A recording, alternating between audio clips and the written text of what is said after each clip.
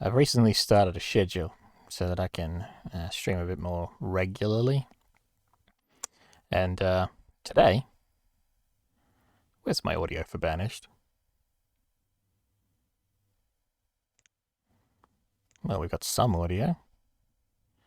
Oh well, it'll come back when it's good and ready.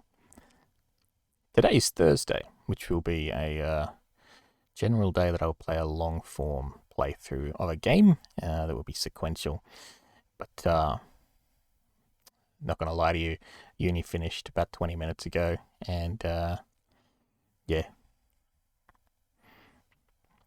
this is the first of the scheduled streams, so I haven't got a game that I'm set up for. I have a game in mind that I would have liked to have played, but it didn't play very well with the video, and isn't ready to go. Anyway, in other things, the Discord link should now be fixed, and if you're keen to join the community, jump on through, follow the Discord link, and that will put you in the community page. It's not a very big community at the moment, so be prepared, but I'd love to see you there, and we can talk about the videos and content, and how you're doing and how I'm doing in a different sphere, in a very relaxed environment. Anyway, that being said, let's get started with a new Banished map, and we'll see that music come back at some point. Now, I have got some experience in Banished, most of it recently. So this should watch me die in the first 10 minutes, but this should, emphasis on should, go quite well. The town name, we'll call it, I've got to give it a different name to my other towns, so why don't I call it Honksville. And the map seed that I'm going to use, there are a list of really good seeds online, and since I want to give myself a half-decent start, let's jump in with one of the promoted seeds. Valleys, we'll go with very large, everything else is fine. Now, I probably should have covered off on this before, but we are running the Megamod. Now, the Megamod includes a ton of extremely awesome mods that really add a ton of content to the game. In some ways, they make the game easier. That is sort of how mods work. But Banished is built in such a way that you choose what to put in your game, and therefore how easy it's going to be. And I think the Megamod does a really good job of keeping the content you're not going to use, or should I say the new content. It keeps it out of the way. All right, just waiting on it to generate the map. So you can see it's doing all of the map building. We have, there we are, we finally got the music come back. Now, it's critical in the early parts of the Banished game that you get yourself set up for success. Now, you don't have to be 100% perfect. So over here, we've got a little stream running through, so we have some water. But that's not going to be a main trade path, I would expect. We need to continue looking for our trade river. That didn't take long. Here it is. Beautiful river, beautiful river. I'm not just saying that, but... and we need a way to get there. So we need to get out to here, or we can come around this mountain. That might be a struggle to get through there with a road. I think that's really our available path is going to be out to the west. Anyway, I like to set up my screens in a particular way. I'm a particular person, so let's get all of that showing. These guys here, yep, those two are critical.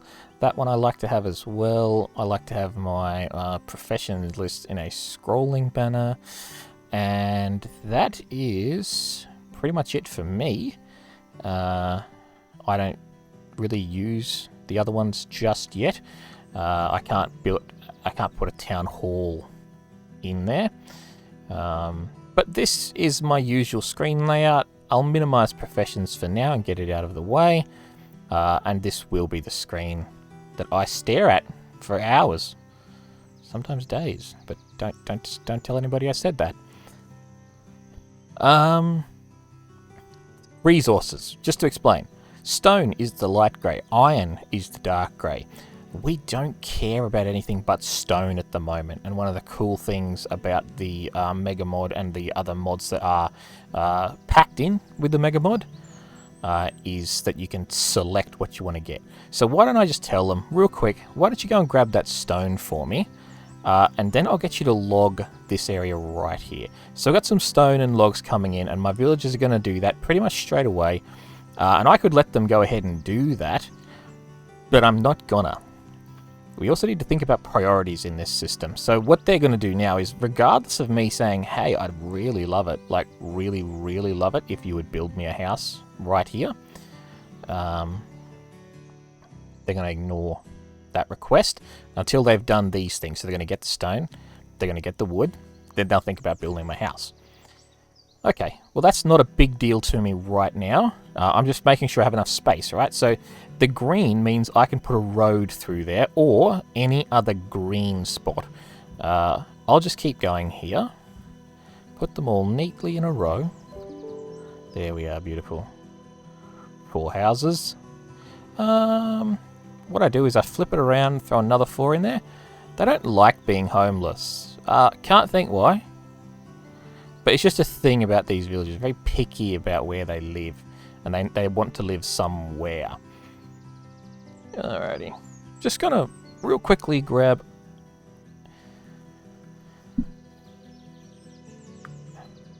my phone, actually. That's what I'm grabbing. So I can keep an eye on what's going on, just in case anybody has any questions.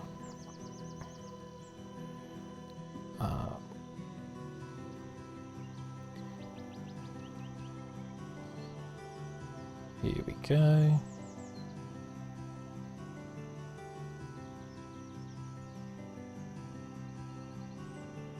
Beautiful.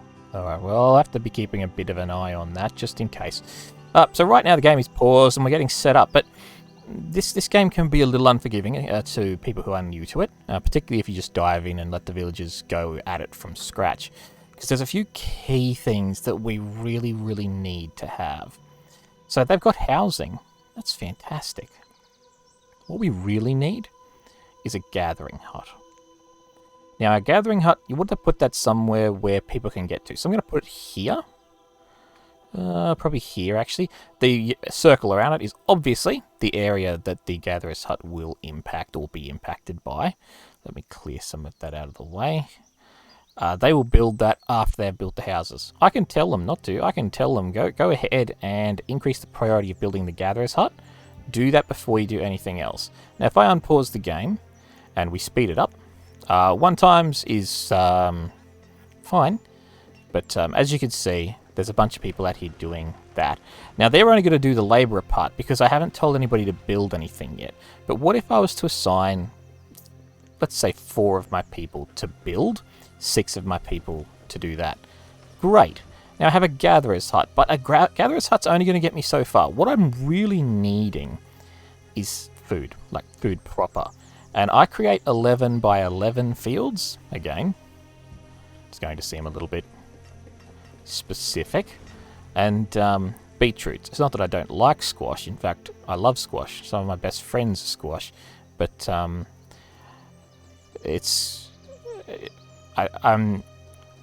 know beetroot and I don't know squash. And I know beetroot's kept me alive in the past pretty well. As you can see, the workers are going ham down here.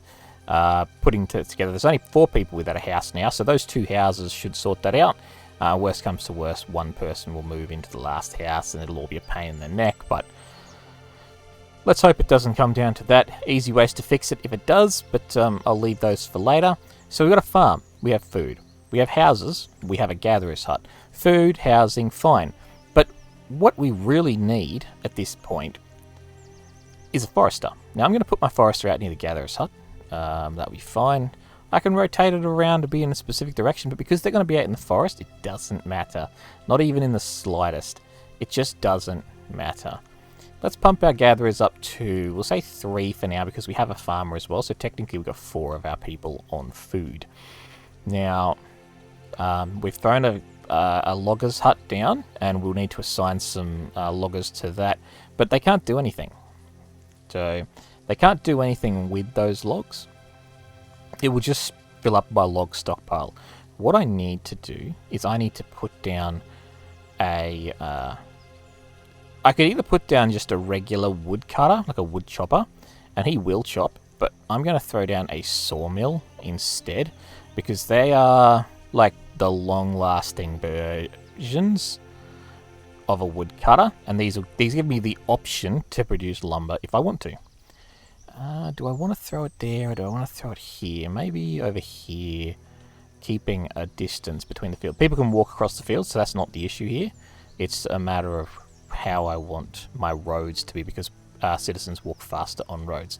So we've put the woodcutter in, and we've told them to build a sawmill. One thing that we need is logs. We only have 52. This is going to take 110 just to build that log cutting section, which is fine for if you have woodcutters. They'll easily supply that need, but I don't. So hence, I have a problem. There's Ginger in the Gatherer's hut. In the Megamod, the various collectors, shall we say, the resource people, will put the resources into their own storage. It won't move it to a stockpile. So our current stockpile is fine for that. These people are saying they're cold, and that's because there's no firewood. I have seen people die of cold, but it has been fairly rare, so I don't care so much about it.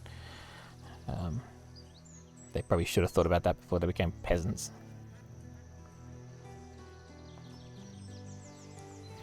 There we are. So it's filled up on the logs because we told them to cut all that, cut all those logs. Does this need something? This needs stone. Okay, so this is once again where we go and say, right, just go and collect me the stone in this region. Also get that stone as well. Could have grabbed that because it's a bit closer, but it's not the end of the world. So we're telling this, we're going to assign a worker, and we don't want them to do lumber, we want them to do firewood. And that's what that's going to do for quite some time into the future. Now, that's got us set up with not dying. What we can do on the farm is I'm gonna do it. I'll turn off the pickup. What that means is instead of him grabbing, a few of these beetroots and then taking them to the storage barn, he's going to just collect them all into baskets and leave the baskets all over the field, and then anybody can pick them up and move them into the storage barn. It means that we will typically always harvest before winter hits. You can see that's exactly what's happening now. In front of us, he's just dropping baskets and he's collecting all of it. It means we will lose far less of the harvest. So on a food front, we're actually doing quite okay. 199. I want to build a town hall because then we can see our productions next to each other. But for now, how many people do I want chopping logs? How many logs do I need? We're in the early phase. We're going to need as many logs as we can get. There's some firewood. You can see they've put that in their houses. The proximity to the storage location for the firewood, because it is going to grab the logs and then put them in there. Their proximity means that he's going to have a good time. So if I have a look at my professions now, with the Megamod, it adds a ton more professions. This list gets a little unwieldy, but this is the best view that you can kind of have of it, that I know of. We have 3 people gathering, 2 foresters, a woodcutter. We go up, we should see our builders. We don't need 4 builders anymore. If anything, we need none, because I know that everything that I've told them to build has been built. Okay, now the farmer can't do anything, so he's going to actually stop working. So why don't we just get some logs out of the way? And what I can do is I can actually just say remove resources. So instead of just the logs, I'm going to say clear that whole area for me. And the workers will, with their current tools, go and crack up all the iron, crack up all the stone, put them in my storage, and chop down all the trees. You'll be able to hear that in a second. So that brings me to the next point of this. What about tools? What about clothes? And that boils down to a real quick thing I need to solve. The overlay always goes over the top. Can I see any deer on the map. For whatever reason, there was a person. It must have been a gatherer. There's some deer over there, so this hunting lodge is perfectly fine to just get placed here. So that will give me the option to have hunters who will then gather leather, which I can turn into clothes. But blacksmiths are going to be my immediate concern. So you've got the option here to just build a regular blacksmith, which is upgradable. And this was why I had this area and I had the roads, etc. Because it's going to go right there. So that'll be a blacksmith. If we run out of tools, things really slow down. But we don't have to manufacture great tools. We just have to have tools.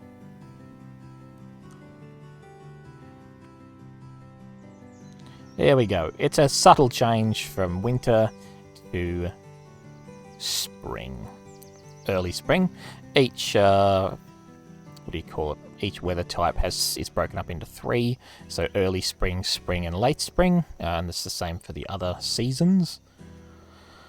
And our people are becoming adults. Now, that's cool and all, but we have a small problem. They're uneducated, filthy peasants. And that's a problem. If you know why that's a problem, imagine having an uneducated peasant living next door. Just ask my neighbours. Now, what I'm going to do is throw a house in. There we go. This is not a house. This is a school house. What do they call it? Schoolhouse. Throw down the schoolhouse. It's going to need log and stone. I have log. I have stone. This is the stone pile here.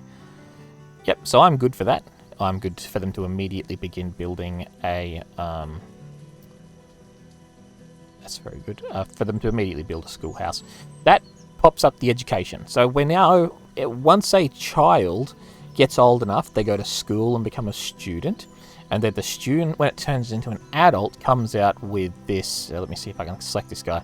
This educated as yes. Now, some of our people... I'm not going to go and find them. Just I mean, there we are. Immediately found an uneducated peasant. There is no way to evict this man from the settlement, but yeah,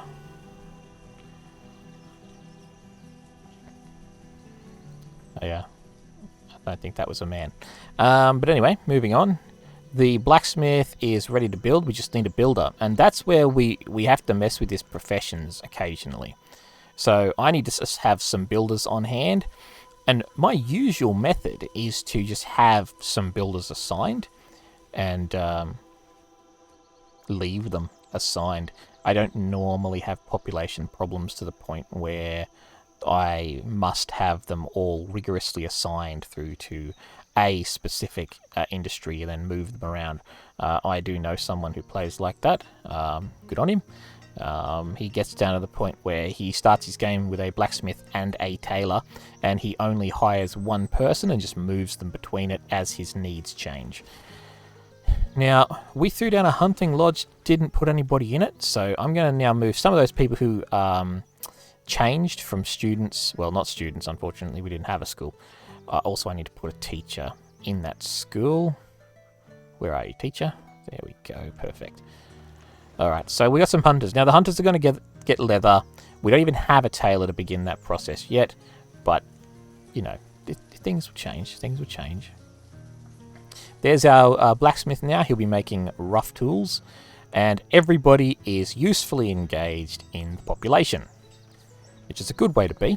Particularly when you're starting. If you've got people who aren't working, you're probably making a mistake somewhere. Now we're going to talk about limits. So right now, they've stopped working because they've hit 200 fuel. But I'm not interested in them stopping. So I'm going to increase that to 2,000 for now and see how we go. I want them to basically put out as much firewood as they can because our settlement, whether you like it or not when you start a game, your settlement grows. You start with children, they turn into adults, they make more children. Don't ask me how it works. I'm not the expert on that yet, I guess.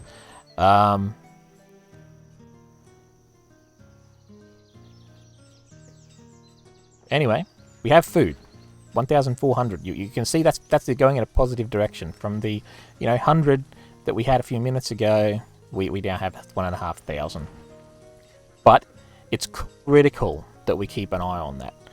Now, I'm not sure how the player base in general feels about what I'm going to do next, but if you guys have a look, this mountain right here is a pain in the proverbial. So what you do is you grab this flattened terrain tool and you say, look, from about here through to about here, let's say, I don't want that mountain there. Go and terraform the heck out of it. Anybody who doesn't currently have a job will begin clearing the area, and a really nice feature is that nothing grows on that either, so you're not constantly fighting nature to clear an area. They don't have anything that they can't get to here. That can be a real pain. If a tree is like growing right out of the top of that mountain, you can't get to it. Now, our blacksmith has stopped making tools, and that's just unacceptable, really. We want him to be constantly working, because we know eventually we're going to have a tool problem, but if we've built up a significant stockpile of tools, we don't have that issue. Now, I do have another problem that some people have probably already thought about once I said it. We don't have a tailor, and if we look here, we have 6 stored clothes. Eventually, they're going to need clothes. So let's get a tailor in town. Can I build it here? I can, so that's good. That's good. I was worried that the mountain would be too, encroach too much into the current town space. But that's exactly where I wanted my tailor to be. Good access to both the storage barn where leathers are going to be stored. We have 6 of them at the moment, and the stockpile, where other resources can be stored in the future. Not only do they have to chop down and remove all of the resources on an area before they can begin to flatten it, they need to collect the resources from that area as well. So, I mean, that's perfectly fine. And our stockpile is pretty happy to have these extra resources coming through. All right, that's all looking good. Now, what about expansion? What about where are we going next with the town? Do we go across the river? Do we go backwards? Do we expand out to the left? Now, I think the obvious answer here is multiple reasons for why we will go west. First reason is you always go west. That's just a thing. But the second reason is the river, where the trade vessels are, is to our west. We have the most available land. We'll clear that little hill out, etc., and clear out this land for farming to the west. And in general, west is a lot less work than a lot of the other areas. The only thing that stops me going south, which is the obvious answer, is that that's where I have my resource production, and given the location of my town, having the resources coming through to the town so quickly is really nice. We're going to have a problem, though, once our town grows bigger and bigger, because this storage barn won't be enough. But cross that bridge when we get to it. For now, our big... so the game was saving there and it just paused for a second. For now, the big hitter for this town is going to be getting a tailor so that we don't run out of clothes. If we look at how successfully Honksville is going right now, I'd say it's about a 8 or a 9 out of 10 for its size. We have not run out of logs, so our firewood chopper is getting logs and using them, but they're keeping up on the foresting side of it. We have a lot of food for our population, and we have stored firewood that seems to be going in a positive direction. Now, what I can do is, if I think at some point I'm going to have a problem with enough firewood, but I don't have a problem with foresters, this button here to increase the number of people I can assign to a sawmill, I can push that to 3 for this particular building. I can have 3 people work the sawmill. I only have 1 person working it right now, and that will not increase or decrease unless I go and tell it to do that. Alright, so they've cleared that area now, so I can take my building removal tool and just get rid of it. Now it's flat enough for me to build on. So what do I want to do out in that direction? And this is where we start to think about what's next for the town.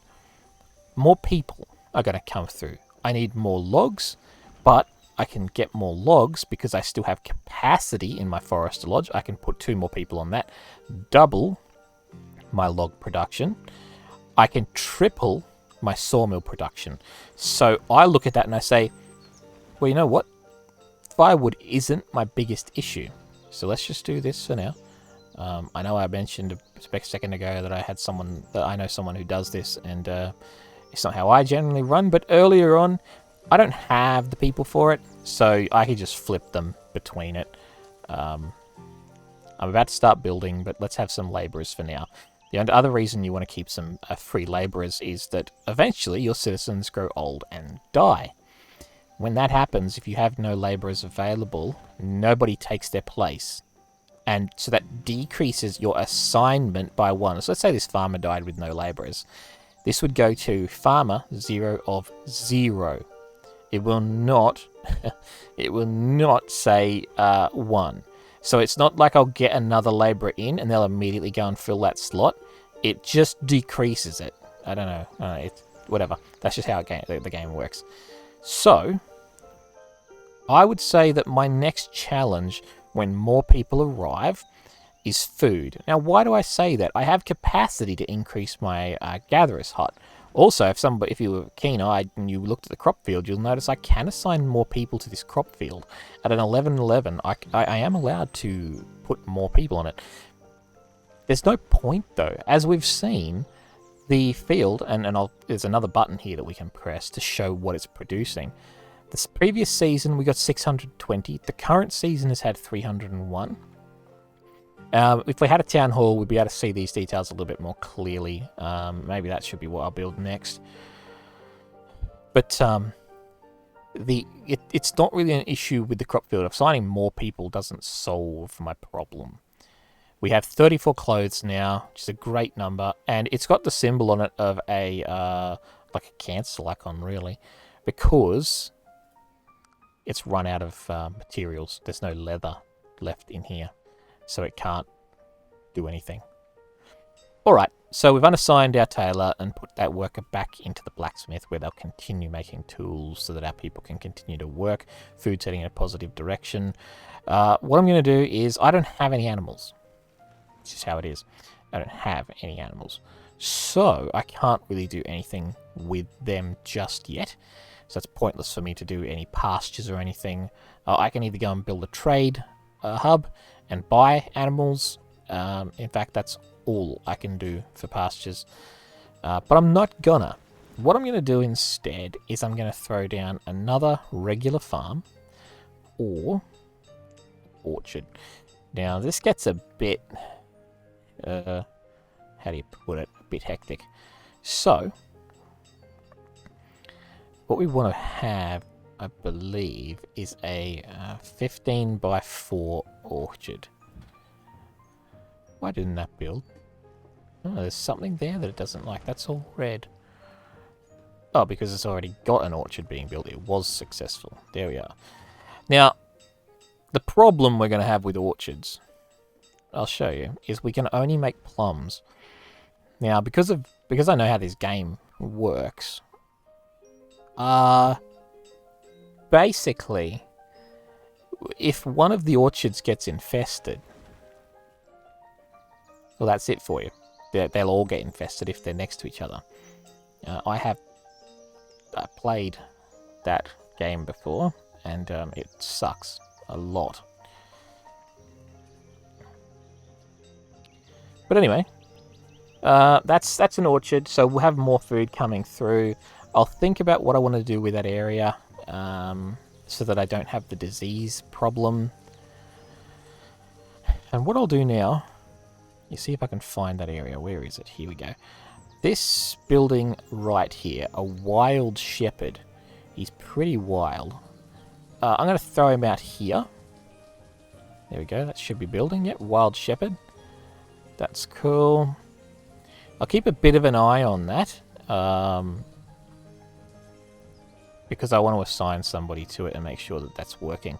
A wild shepherd is going to go and fetch me domesticated animals. And the domesticated animals, I can then begin breeding. That lets me set up like cows and other sorts of pens, sheep, etc. And that's going to be invaluable to getting more leather. Right now, we're depending on our hunting population to get leather. They're not doing too bad. In fact, they're doing bloody brilliant. 12 leather already stored away. But obviously, if you've begun domesticating animals like cows, then you're going to just naturally have leather. Alrighty. So a little funny thing here is that because these are in range, this area is in range of a forester lodge, it's building trees.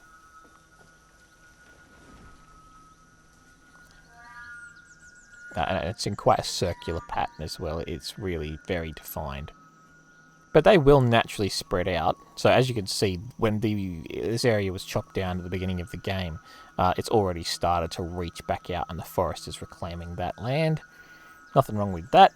More logs for me. Speaking of logs, we only have 50 left. And that's not the greatest. I kind of want to get rid of all of that, but I know I don't need to. It's just greed. When I say I want to get rid of all that, I mean I want to chop down this mountain and then spread out behind me as well. But I don't need that just yet. Alright, so resource production. Let's go to the mines. And what you could do is you can build a quarry. A small quarry. Now, I mean, it's one of the biggest buildings that we've created so far, so I don't know what's so small about it, but all well. And the green, again, the green is where you can build roads. So the fact that I can build a road there means that I can put the quarry right there. That's an unhappiness radius. So that's going to be making the villagers who live here unhappy. But since when did anybody care about the satisfaction of some peasants, I ask you?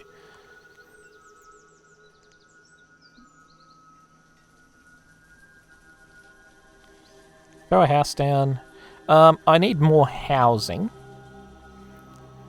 And I'd prefer to keep them near where the food is. So why don't I...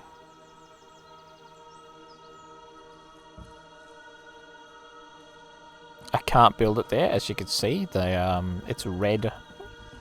And the mountain is basically preventing me from putting anything there. So instead, we'll just throw a house over here. Normally I would probably have built another 8 houses and then just dealt with the fallout. But I'm trying to sort of keep it a bit contained. Because I can come out here as well. The issue is fire. If I have a fire break out around these houses, and I have all of my houses in this area, at these pathetic wooden houses, they burn like crazy.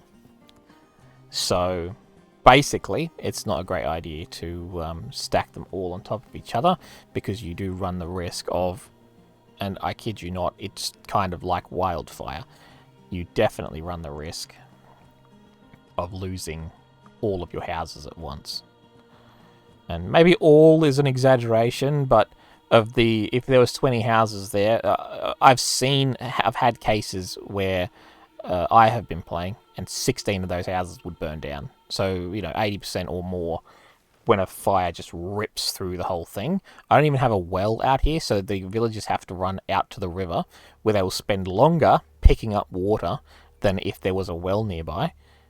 So yeah, basically it's just all bad news for if there was a fire and I didn't have extra housing out somewhere.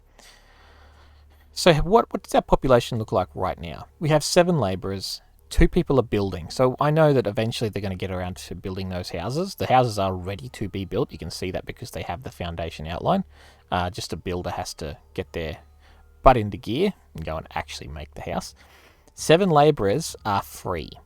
So I can have 7 people do something, whatever that something happens to be. That can't be built because I haven't got anything that does lumber yet. I have 990 firewood, and I have a sawmill that can put out lumber for me. So I'm going to tell it to go and do some lumbering. I'm also going to give it 2 workers now, and to compensate, I'm going to push our forester workforce up to 4. Now, I said I was going to keep an eye on this shepherd's hut. I haven't forgot about him. He doesn't currently have anybody working there, but now he does. But what we're going to see is he's going to bring in domesticated animals, and then we're going to use those domesticated animals. And the first thing I'm going to use those domesticated animals for is actually quite simple. I'm going to be making... Where is it? Is this it? No, it doesn't look like it. None of that looks like it. Here it is. This is the one I want. Where is it? Stable. Yep. So the first thing we're doing with that is making a stable. See, it's just a bit... When these houses go up, and it is a matter of when, they will burn down nearby buildings as well. So technically I could lose a stable to that fire, should it happen. So instead of doing that, why don't I just throw the stable down here? Because I won't be expanding this area for food. This is just literally like a, what do you call it? Like an emergency food, like the village food pile. All else being lost, these guys will still have access to the food from this field. So even if the gatherers, you know, something terrible happens, whatever, every year you can depend on them having a crop of food put directly into this storage barn that they have access to, meaning they're not running half the way across the map to like a new warehouse that I put out here somewhere to get food and then starving before they get home. Don't laugh, it happens.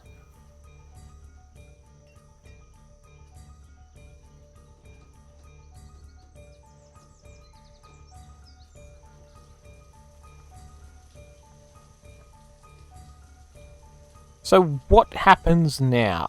We've got a couple more houses, and you can see these have actually had people move into them, and they had a child. So 2 of those houses. So I know that my population is ready to go bananas. I just am controlling that with housing right now. So the good news here is that with that stable, I have the domesticated animals. That never goes away. At least it has never yet ever gone away for me. So as long as I can keep this... and not have it burn to the ground, I have a source of domesticated animals. Now, that doesn't mean I can do anything, because I don't have anything that I can grow to feed them. So if we give that a minute... How's the crazy gatherer going? Where's he up to? There he is. What did he do? What did he do? 5 domesticated animals. He went nuts. That's a lot, just in case anybody was wondering. I can assign a few workers here to work the quarry. This button here would let me upgrade the quarry, but I want to run these resources to nothing before I hit the upgrade button. I don't need a worker because I've got nothing to feed them. Barley, corn, wheat, sorghum, rye. I have to have one of those crops for that to be useful in any way. I don't have any of those crops. So now I'm on a bit of a... You could say that I'm on a bit of a... like there's a ticking time bomb on when I build the... Let me just use words here for a minute. There's a ticking time bomb when I build the trade wharf. Knowing words helps. So... Which trade wharf am I building here? Let me get that out of the way. Old Town Trading Post, farm supplier. So the farm supplier is sort of my favourite supplier. If I just throw this down here, I reckon that works. Yeah, beauty. Alright, so there we go. We've got lumber, stone, and logs. And that does remind me that I've had these people chopping lumber now for some time. What have they actually achieved? What have they accomplished? What have they done with their miserable peasant exist? I mean, how have they been tracking along? Also, where is my town? Normally we're bigger than this. There we go. Sorted. Also, because all the trees are growing back up, it sort of covers up. Also, I'm colourblind. There we go. How are you doing on lumber? What's going on? Is it just the logs are not there? So you can't make the lumber? Is that what's happening? Or let's have a quick look at our stockpile. We have 100 lumber. 100 lumber. How many do we need to make this thing? Here we are. Where did I tell it to build that? It's like somewhere here, wasn't it? There we are.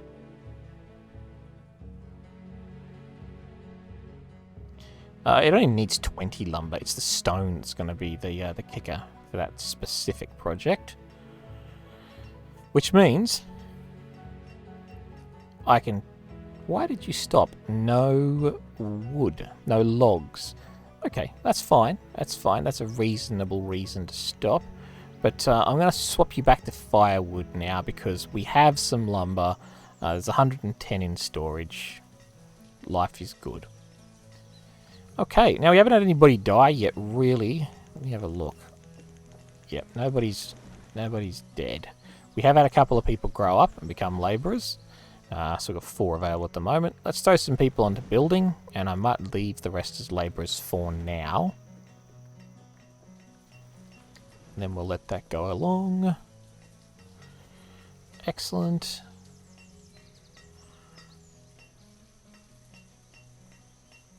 Okay, I'll get that out of the way. Alright. Now just bear with me for a quick minute. I will have to go and do something and be right back.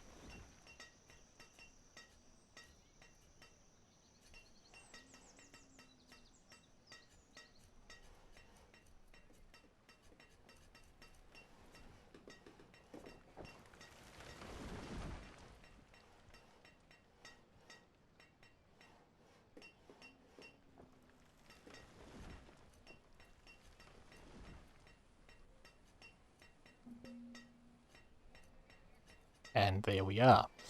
So, the town didn't die in my absence. Did we have anybody actually kick the bucket? Does not appear so. Looks like everything went fine. Excellent. That's what you want from your town in Banished. You sort of want it to be a bit self-sufficient.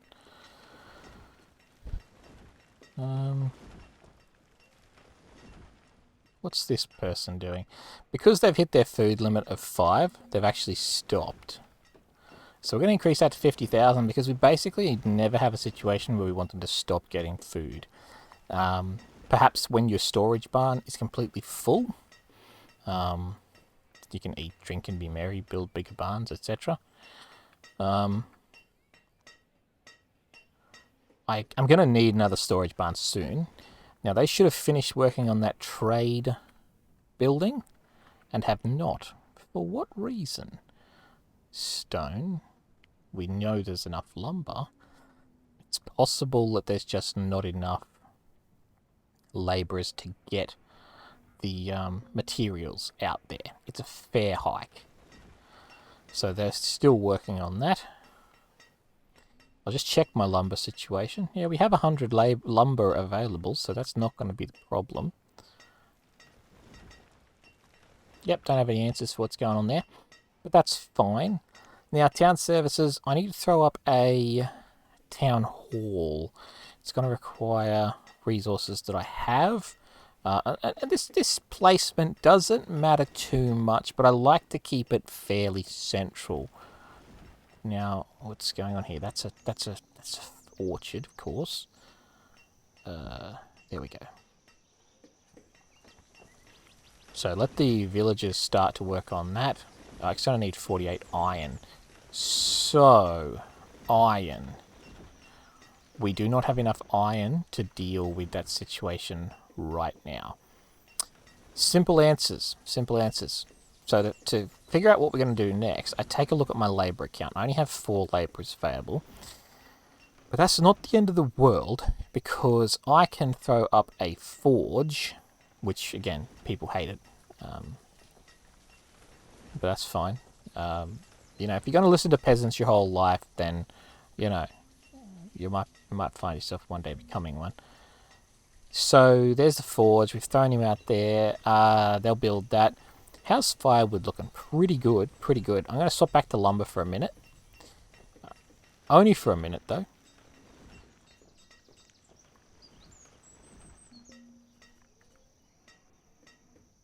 The forge lets us turn raw iron ore, which we actually have none of at the moment.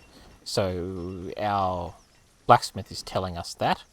So we might as well unassign the blacksmith, because he can't do anything anyway. And we need to find some ore. Now, luckily, when you start a map, there is just, well, more resources than you can poke a stick at. So we could just say, go out there, grab all of that stuff. Thank you very much, workers. We appreciate you greatly. Now get to work. To build that forge, it requires log, stone, and lumber. So we will be able to use... it'll be able to manufacture the iron without costing the iron. It's this town hall that we need the iron for. So they've already taken all of the iron off of the stockpile. They put it on the town hall, so we no longer have that available to us. But this is what's important to build stockpiles. Don't have a stockpile of clothes. They're actually out of clothes at the moment. Before anybody asks, no, that doesn't mean they run around naked. They can make their own clothes. They just don't have good work clothes. Okay.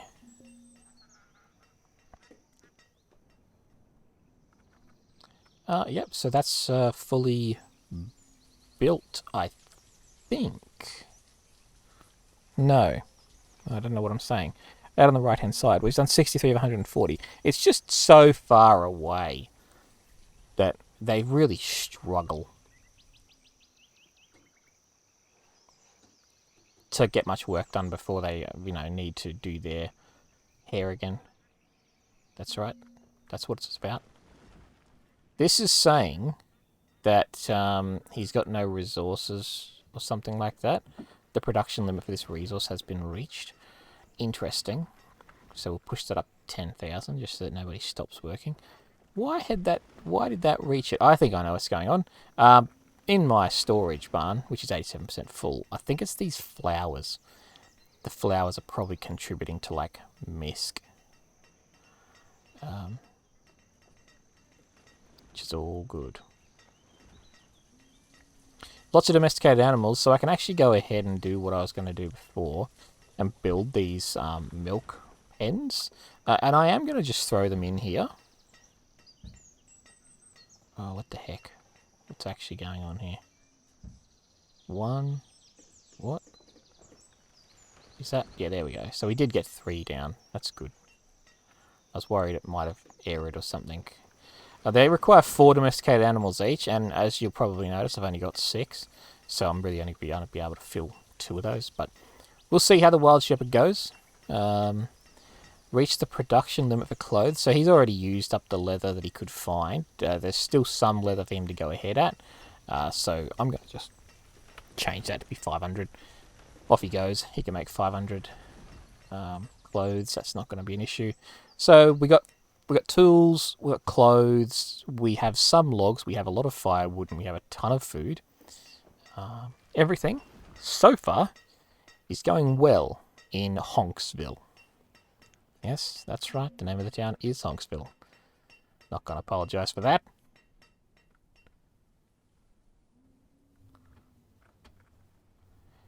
Still being built. Patience. Patience is key. That's why we run at 10 times speed. Because patience. How are we going over here?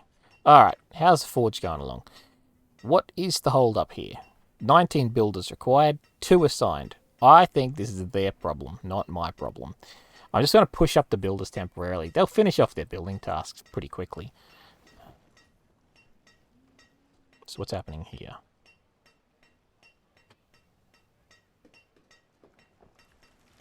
Yeah, it just requires a builder. That'll all be good. Cool. He's finally used up all of the leather, so there's no point in having a tailor assigned anymore. Our people are going to school. We have 29 workers. I really, really, really need to build some houses, though. I mean, not to put too fine a point on it, but it is hitting kind of critical stage. So what I could do is I could just say, well, to heck with it. If you like things that are aesthetic, don't look now.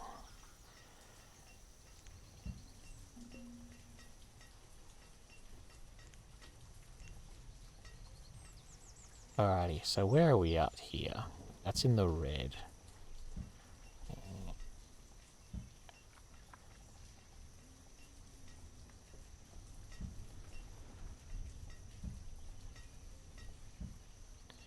Alrighty.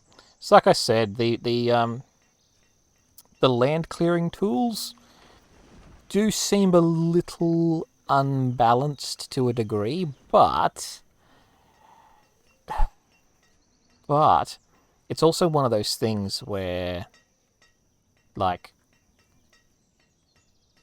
people would so you can't put a farm, for example, on a little hill. Whereas I've done enough driving through Australia to know that they basically plonk farms all over the place. Sure, flat ground is great. It's fantastic, but you know, it's a little over the top how it must be perfectly flat. Anyway, you can do it, so I do it. So I'm going to assign somebody to the forge, and what that means is that we've now got a blacksmith. Alright, so let's go and give our blacksmith some work. We now have a blacksmith who will... What did I do there for? I only want one person to work at the forge for now. One person working the forge, and he's already run out of iron ore. Well, no, he hasn't. He needs furnace fuel. Of course he needs furnace fuel. Who wouldn't need furnace fuel? So we'll grab him some furnace fuel. We'll get that production underway. I always just start off with the regular. Let me see. The normal fuel refinery. And the reason for that is that it's... I mean... where am I going with this? The reason I build the regular fuel refinery is because it doesn't cost a huge amount. It's not the end of the world. It only takes one person to run. You can assign more than one person, but really you'll get enough fuel off of one person for quite some time in the game. So they've already put the stone there. They're getting the logs. So logs are our bottleneck right now. What I would generally do for that is just have a look at my Forester's Lodge. There's 4 people there. There's 4 working away. You'll notice that there is 193 firewood in stock, but up the top we've only got what am I talking about? That's firewood. I was thinking that was logs. But reading is also key. Make sure you go to school and get an education. Otherwise you end up like me. Where do I have... There we are. That's what I want. I want my raw material gatherers, foresters, and I'll just dump another forester out here. It doesn't matter where, as long as he's far enough away from everything that I don't have to move him for, 10 or 15 minutes. You don't get resources back for doing that, but, what are you going to do? What are you going to do? Let's just tell these people to gather all of the flowers, and then I'm just going to tell one person to work here. Eventually he'll get a bunch of flowers in there, and, the party starts. Everybody's happy.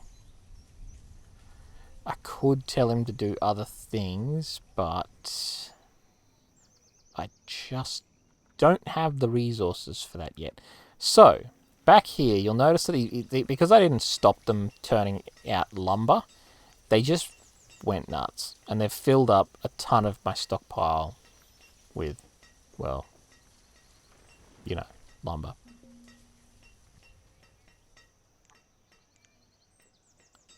Grab our stockpile here. Again, that mountain's starting to really annoy me. Do I want to build a second stockpile somewhere? Probably would make sense. Alright, this is where to build it. This is the sensible spot for a stockpile. Over here. Make it a 10 by 10 stockpile. No particular reason for going 10 by 10. It just pushes me out all the way out here, meaning I can sort of start a new line and then continue out to the west. Alright, let's get that eyesore out of the way. Right.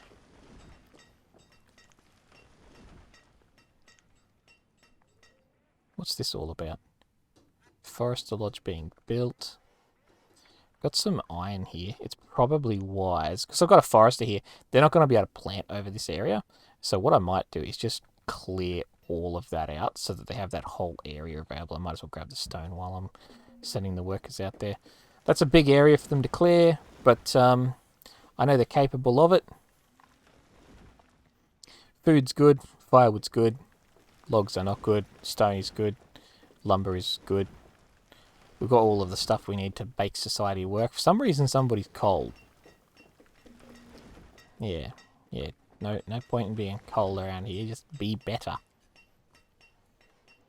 Okay, so you see all these houses we just built. They're finally built now, and younger people are moving in, and they will have children. So all of these people here, and that's why I said it was critical, that housing was really getting critical, because once they get to a certain age, they will actually stop. There will be no children. You've done your dash, you're over your limit. There are ways to get around it. And normally, even in these houses over here, you'll have found that there would be a child or two, but your population can just plummet. And that's when really good times start to happen, when all of these things are losing people. And we're going to see that, no doubt. Like, I'm talking as if that's something that can be avoided. It's not really avoidable. The only way to avoid it is to far over exceed your required workers so that you can lose, 100 people and all of your work slots be full. But if you don't have... but for the next population wave, you'll have 100 people without jobs. And that's really the only way to kind of beat that situation. The mods add a lot to try and help with that. For example, temporary housing, nomads, the rest of it. I might as well give them somebody to work this one. What happened there? Oh, he went to work there. Alright, well we turned that off because we can't use it, which means that the worker will now go and work the milk pen. So we'll be getting a little bit extra food now, which is, you know, great. That's what we really needed. I suppose actually with the extra 8 houses, food does become a consideration again. But it's not going to be, yeah, not going to be anything I am desperate for in the short term. Let's just tell them to clear that area out so I can see better what's going on in the town. That's good. They've cleared those resources out. They've freed up all of that land for logging. Now, what's happened here is after I built my second forester lodge, it basically said, oh, right, so you've got 2 forester lodges, but only 4 people, and it split them in half, sent 2 over here and 2 over there. I'll show you something else too, because it's something that can help to troubleshoot issues with production. If I look at the... so this button that I'm clicking on is paths. It'll show me where the citizens go between their job and their home. So that person goes straight to this house. Now, at the moment, that is the closest house. So that's a very efficient pathway. If we have a look at this field, that's a very efficient pathway as well. But if we go and have a look at the poor worker that we told to work out at the trading post, basically he gets halfway to work, stops for lunch, gets to work, turns around, goes home to eat. So it's inefficient, and that's putting it mildly.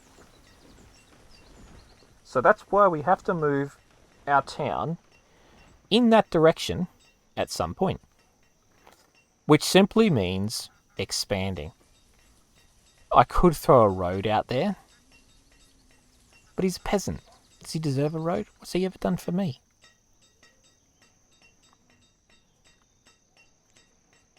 Also, roads cost me stone. And while I have 197 stone at the moment, could easily make a road out there, and I also have a quarry where they're getting me more stone. Again, it boils down to the argument of I really just don't care about it at this stage. Sure, it would be nice to not have him out there, but our storage barn is full. So let's flip this around and go and build a storage barn. Cool. Just going to build another standard one. I'm not going to get fancy about it. Again, I'm just paranoid about houses burning down. So, storage barn, I wonder if he sort of sits over here. Yep, good. We can put a storage barn there. It's not going to matter, except for that it lets them continue working without sort of... I think what you'll find is that I can't see it very well against the green at the moment. But some of these places, yes, you can see the milk on the ground. So if we spin the map a little bit, this dairy farmer keeps putting milk outside their house to be collected. And they will do that regardless. But over here, we've run out of storage in the stockpile as well. And instead of... that's actually leather. Instead of... because the storage barn is full, so I don't want to lead anybody up the garden path here. Storage barn is full, so anytime anybody arrives with something to deliver that they can't, they just dump it on the road. How much leather do we have? 30. We have 41 clothes. There's no urgency on that just yet. Rough tools, he's using 1 log and iron ore, but we're trying to turn our iron ore into actual iron. So we're going to, instead of doing that, we're going to tell him to do log and iron so that he only uses that, and we're going to let our forge keep working. So how do we go with that? It's got 1 worker, so there is a worker there, and he's using that. He's run out of the base materials for what he needs to do. That's iron ore, there's 41, and our forge should be taking care of that. That's 68. So what is happening for our forge? He has no furnace fuel because I never assigned a worker to my fuel refinery. Okay, now that's going to grab my firewood, turn it into furnace fuel. So my firewood now has some constraints put on it. But we did build those houses. We do have some extra labourers. We don't need all of these workers. Now, the reason that the builders can't finish their jobs is because we don't have the materials, so we need the iron. So I'm going to push this up a little bit further. We have 3 foresters in each forester lodge. Our log limit is too low, so we need to push the log limit up. Good. We have 2,000 logs. Now, if I go back to my sawmill, what are they doing out here? The fuel limit was 2,000, which they've not reached. They're 1,000 off. They're making logs, which is what I want, and there's 2 workers out there. So I'm a little bit concerned about the wood and fuel and all the rest of it. So I'm going to push that up and make them make even more firewood. Because the last thing I want is for our furnace, our fuel refinery, to be using all the firewood to make fuel, and then our people to be freezing. I mean, look, it's a complicated business of juggling their happiness with my expansion. Somewhere a national anthem is playing. But, there we are. We got 1,255 flowers. That's basically 1,255 trade points. There's no real money here. I mean, there is, but there's also not. Some merchant arrived, but he's already departed. I didn't get to him in time. I'll clear that out of the way again. Alright, foresters, they're going well. Alright, my wood situation, I'm just going to trust is sorted for now. Food situation is well in hand. So, our stone gatherers had a limit of 200, which we've just changed to 2,000. That's fine. Here we go. We have a merchant. So we'll jump over to the merchant and see what he's offering. What have you got to trade me? Now, I don't have enough trade, really. Don't know how else to say that. I can't buy anything. I'm too weak and pathetic and poor. So we just let him go. I could dismiss him. Where's the dismiss? There he is. Off he goes. Have a good trade, fella. Obviously, as I get richer and have access to more things, I can start to contribute more to my trade. And if I was desperate, I could actually go and use food and actually trade food out. And it wouldn't be a bad idea at this point in the game because I have 7,500 of it and I'm not using anywhere near that amount. Everything's actually going quite well on the food front. They built that extra storage barn. It's already 26% full. So what I can do is, for the cost of 1 worker, I can throw down a farm. Now, if I go across here, we have the forge, etc., blah, blah, blah. There's our stockpile. Alright, so stockpile, we did a 10 by 10, which means this is going to be an 11 by 11. Alright, let them go and do that. I'm going to throw down squash in this one, but what I'm going to do is I'm going to come across here and just say, what I want you to do is go and collect squash. We don't have any squash yet, as you can see, so we can't actually tell them to get squash until we have squash. Not a big deal, though. We're also helping ourselves out on a food front. 30 plums. We have 5 labourers. What do we need to finish off our... Nope, the town hall is here, which is good. It means I can now pin it, grab it, and move it across to... I like to have my town hall above, like this. Minimise. Push professions up a bit. It's not perfect, but it works pretty well for me. Alright, we don't have any nomads trying to get here. We don't actually have a trade port yet. Even though we have a trade post for farmers, it doesn't count for nomads. And this tells us here what we're using, what we're producing, and what's happened in the last year. So this is like this season, and this is for the whole year. As you can see, we produced 4,900 food.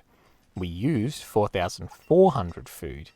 Now, at the moment, those numbers are fairly close. A little dangerous.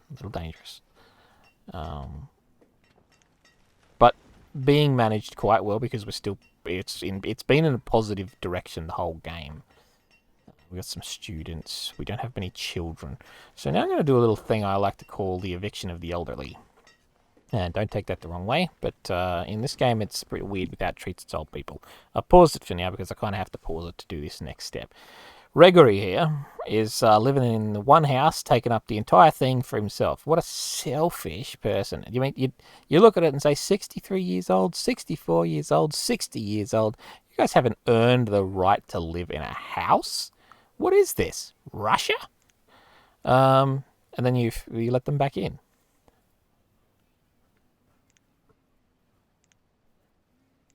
Cool. Alright, so it's all paused. Nothing's going to change. Those are going to be empty. I'll come along and have a look at these houses. These ones shouldn't be too bad because they actually had... they're the second lot of housing, so a younger population would have moved into them. So that's all pretty good over there. Then you unpause the game, and we'll try and put people back in houses. Now, what we're doing here is a little bit of playing Cupid. You see, these two people didn't know that they wanted to live together before, but after I kicked them all out of their house, they've found love and moved in together. Isn't that a beautiful story? It's not a story about excessive landlord control and manipulation. It's a story of love. Care. That's what I do for these people, right? That's what I'm willing to do. Give me that walnut seed. That walnut seed. I think I dismissed them, didn't I? I sent them all away. I don't think I have it. I could trade some deer. Not interested in deer. I already have leather covered. Yes, it would give me venison, but I'm not up to the point where I can, like, 10 meat or anything just yet. In fact, I'm not even producing iron. Everything I get is scavenged off of the ground. So I guess that should probably bring me to my next point. How do I get the iron? Not the iron. So we'll flatten out the terrain. Let's just flatten all that out for now. It's gonna... Ooh, something went wrong. Didn't like that. Flatten all the terrain. There we go. Yeah, let me do that.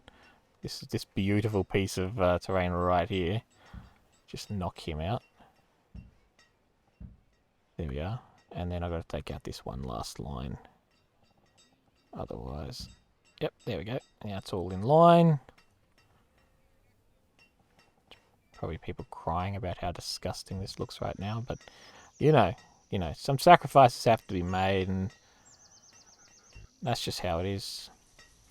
That grew just as I let it go. It was great. Alright, so how about... Oh, didn't even let me do it with that. Whatever. There we go. That's kind of it. Gonna spin it around. Yeah, we did get to there, so I'm just gonna throw that in there too. Alright, just to make sure that we haven't got any weird things going on. Now I could pull that across the lot. And... Oh, that's right. Okay. Now what I'm going to do is throw down a mine somewhere here. But I might just... Again, the complaint is definitely that this is ugly as. And I'll do something about that. I'll get them to clear that section out there. And heck, why don't I even just... what's going on over here? This guy and this guy. We'll bring a line or two back here. Just in case the slope isn't fully dealt with by that point. Anyway, wait for that all to get cleared out. And then I'll throw a mine in there and start getting out some iron. I really do need to grab some iron, so what I might tell them is I might try and find a bit of an area with some iron ore and just get them to go and grab it for now. So there we go, they should go and grab all of that. This area's been cleared. Alright, get rid of those, get rid of those, get rid of those. Excellent. I should probably get rid of that just so that we don't have a bloody great eyesore just sitting there. Why did it do that?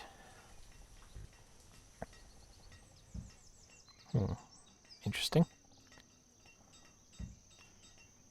More interesting. Right, I don't know what was going on before, but that's certainly how that's going. Yeah, we'll let that go through. That's getting rid of a bit of that, so I might stop that for now. I don't really want to interfere with this little stream for now. I do try my best to let the waterways run their course. I feel like moving the mountain around, that's where I draw the line, you know.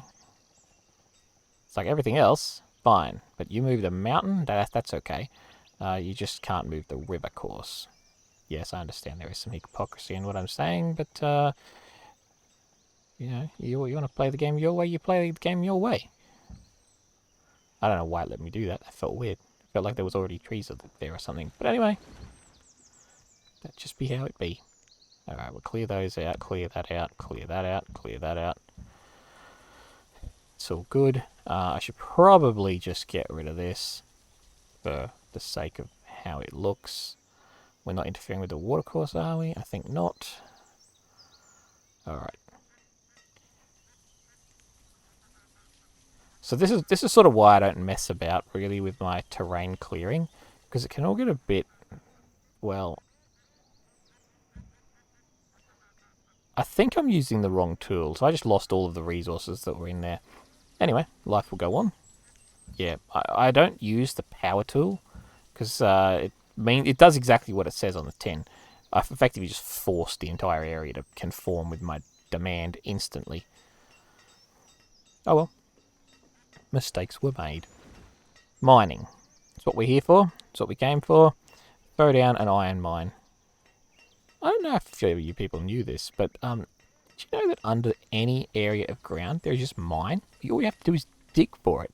In your backyard right now, throw down a mine, yoink up a ton of resources, get rich. That's just how it works. Now, that has dodged that house, but these 4 houses have been caught, maybe even this 5th house, have been caught in the unhappiness area of this iron mine. And I don't care. You popped it, you paid for it. You moved here, you knew unhappiness was in your future. Rigori the blacksmith has died of old age. Well, he had a good run.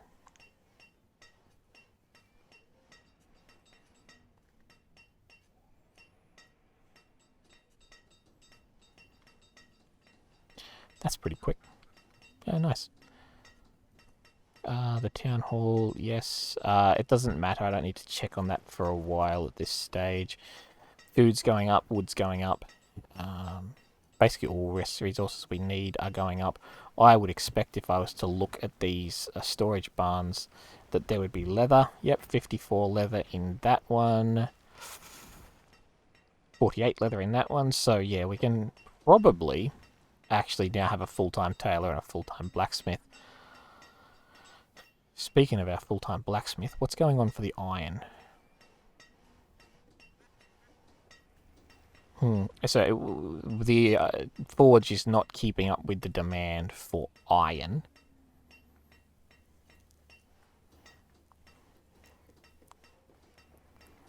Which is probably to be expected, given that I think I just grabbed iron ore in before, which is why we even have any.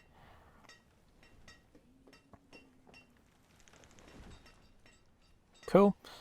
So the issue... I say the issue like it's the issue, but no, one of the issues with this is that... what's going on? Where's our stone cutters? The small quarry says that you can work 15 people at it, and that's what it starts at. And I didn't mind at the beginning when I first placed it down, but now I kind of do mind. Because if it tries to split it equally, it says, okay, 15 and 3, that's 18, but you only had 6 people assigned to it, so if I was to assign that out, then the iron ore mine gets nothing. It's like, yes, sure. Or it could not be like that. Furnace fuel. So I've got tons of furnace fuel. The forge isn't going to be running out anytime soon. It's got iron ore. It's about to get an influx of iron ore because we'll be manufacturing it. So I think we're good for the tools front for quite some time. Turn my attention to the tailoring. That's also going to be good. I don't think we're running that number down. And leather is well provided for. And there's a couple more of these to go. Now, while I'm thinking about it, with these milk pens, the domesticated animal situation is of interest because... Sorry, there we go. How's this going? Do we have people working it? We do, and they're making squash. So I should have some squash now that I can tell to go to the trader. So if I go down to S for squash, here we are, and just all of the squash. Yeah, why not all of the squash? We put it there to trade. We might as well move it all into the trade bank and work from there. We've got, how many villages are available? 5. So to help out on the squash front, I'm just going to punch the number of traders up, meaning that they will supply most of that squash pretty immediately out to the trade post. So what do we have here? We've got no squash available, which is interesting to me. And no squash available here. What is this, because it's never produced? No, it did produce. They just ate it all. Not shocked. Not shocked. Also, I'll turn off the pickup thing so that they can actually get all of the resources regardless. We'll go out here and have a look. He can trade me some leghorns, so I could start a chicken farm. Do I want that? I'll get feather and chicken meat. No. No, I should hang out for the seeds. I should hang out for the seeds. We'll dismiss him. Thank you for the offer. The reason I need the seeds is because I need one of the seeds that can start the domesticated animal production, because domesticated animals are going to be a source of income for me. A significant source of income for me. So I need one of these seeds. Oats, barley, corn, wheat, sorghum, and rye.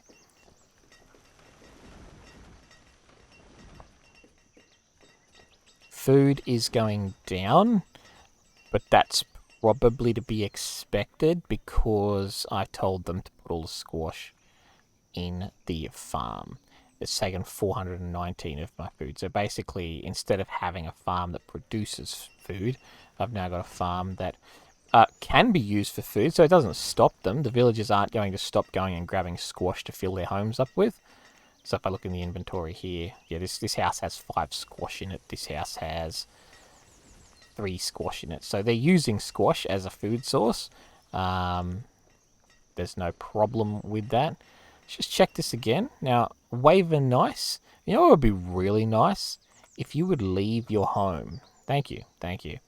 Yeah, you know what, Jordell? I think it's time to find somewhere else to live. Leth, have you considered new real estate opportunities? And Isabel, I think you need to find somewhere different to live. And there we are. Alright, let's see how successful that really was. Oh, Jordell and Isabel have found new life together. Whether they liked it or not. Wavenice and Leth also found life together. And that's freed up this house for Selma's and Emma to move into and begin a new family of workers for me. There's probably something morally and ethical wrong there, but I can't put my finger on it. So there we are. I'll leave those workers there for a bit because I really do need to I really do need to focus on that trade for a bit. Cool. So I've got plenty of land out. I finally did that thing that I didn't think I was going to do and expanded out behind me. So I've got all of that area now available to do whatever I want. And what I really should be wanting is storage huts. Unfortunately, I'm really running out of the old storage. So let me go through my menus and see if I can navigate through to find something that's half decent. Town Tithe Barn. Very large capacity. Miscellaneous goods to build. So let me just check this real quick. I can build that. Okay, good. It's nice. Not gonna, but I can. If that was the thing that I was going to do, I could have done it. Instead, I'm going to see if I can find the item that I've normally built, and hopefully it doesn't take me all day to get there. So it's under castles.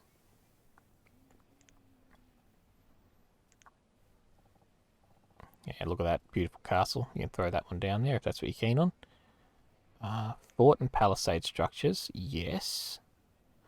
This button here, the magazine. Now, you know, far be it from me to tell anybody what to do with their life, but if you're building anything other than magazines, you're playing the game wrong. You know how a lot of times they say, oh, there's no wrong way to do something? Well, frankly, if you're not using magazines, why are you playing this game?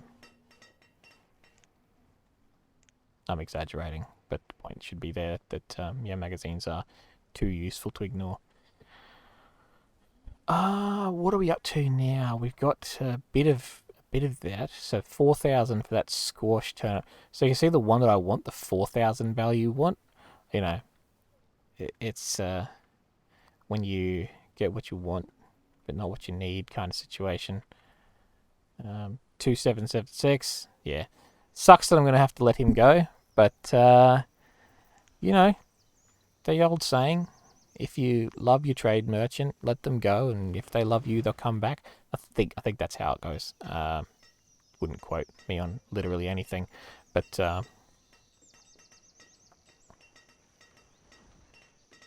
magazine's down. They've cleared the area. They're just filling it up now. One more iron to go, and yeah, it's beautiful. It's beautiful.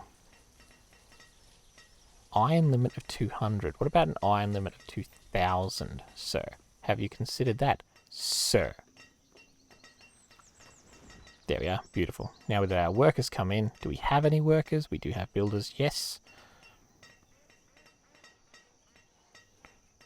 We've got some children being born. Just to talk theory for a second. It's a game, so that's what you really want to be doing with your life. Talking theory. Again, let's just get these guys. We don't want you to stop getting iron just because you've hit 200. Let's talk about these numbers up here where it says our population, adults, students, children. I have 40 adults in my town. So let's just think about this town. There's 40 adults there. There are 4 students, so 4 school children in this town, and 4 babies and toddlers. Right. That's the makeup of this town. Now, the seasons are charging along at a phenomenal rate, and I think people age a little bit faster than the seasons. It's not actually locked in. You know, these people haven't lived 73 spring, summer, autumn, winter. They haven't lived 73 of those. They live like 20 or 30 of those. And it just exponentially ages them. But where I'm going with this is that that's not going to be a successful town. Nomads have arrived at the town hall. Well, well, well. Welcome to a hard life filled with joy. 3 nomads. Pathetic. Oh, also they're uneducated and probably sick. But if you can get past that and the smell, then yeah, nomads should be welcome in your town. I have this little policy of always allowing the nomads in. Don't judge me for this, but basically the way I see it is if they starve to death because they run the town out of food, then they really shouldn't have joined in the first place. And you know what? If they're nomads, they should have just moved on as soon as they realised there was no food. So really it's their fault. I absolve myself of all responsibility for feeding them. Pigs, not interested. Get out of here. Alrighty. Yes, certainly Banished does sort of create some interesting mindsets, not gonna lie. Very first problem again, though, is this number here, 4235. It's appalling. The town is going to die. It's going to crash and burn in about 20 seasons. No, not 20 seasons, but in like 20 rotations, there'll be like 10 people in this town, and I'll be juggling people like there's no tomorrow. So instead of having that happen, what I need to do is I need to expand. But I don't need to expand in a crazy way. I can actually expand in a smart and controlled fashion. How do you do that? Well, I'm really glad that nobody asked me that. So, let's just flick these ones down here. There we are. So what am I doing? What am I doing? That's a really good question. What am I doing? Throwing down some houses, alright? Because this is where we're going to build our new town. So the first thing to do is throw down the houses. Second thing I'm going to do is, as much as I may despise the peasants, I should probably throw a school out here. And I was going to throw a school out here until I thought to myself, you know what? They've only got 4 students so far. Who cares? And then I thought, well, let's not. So I didn't. Okay. Now that's all very well and good, you might say. You've got yourself a little town started out there. So where are they going to eat? Well, in this game, you want to have a spot nearby where they can actually get nearby food. Otherwise, they spend a long time running off to food sources. So I'm back in here again. looking for my themed sets for my fort and for my magazine. And I want to put a magazine here because... there we go. Perfect. Because that's where they're going to get their food. So I put a fish dock out here. I put a bunch of houses. But as you can imagine, there's no work for them here. So, like, they're going to fill in the wild shepherd and they're going to go and work for the trade post. But after that, they're going to do long walks out everywhere. So what can I do to get around that situation? Well, again, you guys are asking all the right questions. I can put stuff that I wasn't going to do and put it out here. Because I kind of forced my hand by, like, this number 43 and 6. I need to fix that. To fix that, though, I'm about to boost my population through the roof. That's going to put strain on my firewood, my food, tools, clothes, the rest of it. So I need to be thinking right now about what happens when these houses are actually built. We all die at the end. Thanks for watching.